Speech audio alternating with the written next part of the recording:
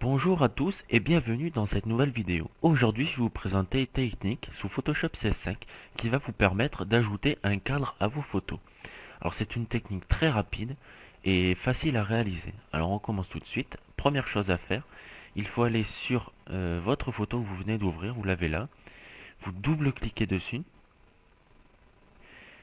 Vous avez cette fenêtre qui s'ouvre et là vous faites OK. Et comme ça vous avez déverrouillé, vous l'avez converti en calque. Il n'y a plus le cadenas, comme vous pouvez voir. Voilà. Ensuite, la chose à faire, il faut aller dans Édition, Contour.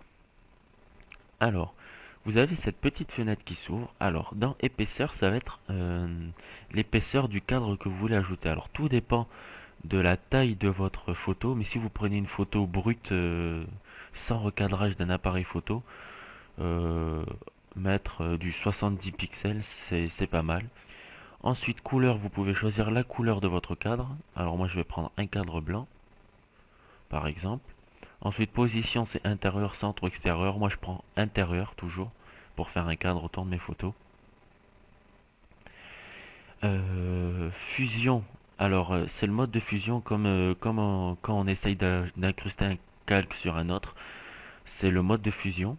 Et ensuite, opacité, c'est la transparence de votre calque. Alors, mode de fusion et opacité, vous pouvez les laisser comme ça et on pourra les modifier plus tard.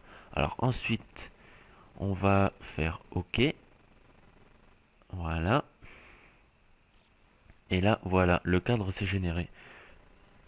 Donc là, 70 pixels. Moi, j'aime bien avoir un cadre comme ça, plutôt fin. Si vous voulez avoir si vous vous rendez compte que ce n'est pas comme vous le vouliez, vous faites édition, annuler contour et ensuite de nouveau contour et là on peut augmenter. Alors par exemple 100 pixels, voilà, OK, et le cadre va se générer. Voilà, 100 pixels, donc la marge est un peu plus importante. Alors comme je vous le disais tout à l'heure, une fois que vous avez généré votre calque, si vous voulez changer le mode de fusion ou l'opacité de votre calque, vous pouvez le faire sans annuler votre cadre. Alors il faut aller dans Édition et ensuite atténuer le contour. Et là, comme on peut le voir, on a cette fenêtre qui s'ouvre, on a opacité. Donc là, on peut régler la transparence du calque, enfin du cadre, pardon. Voilà. Et ensuite aussi le mode de fusion. Bon, alors le mode de fusion pour un cadre, à part des exceptions, moi je le laisse toujours en normal. Et l'opacité à 100% pour avoir vraiment un cadre bien net. On fait OK. Et voilà, votre cadre a été généré. Voilà. Donc je suis ravi de voir que j'ai de plus en plus d'abonnés sur ma chaîne.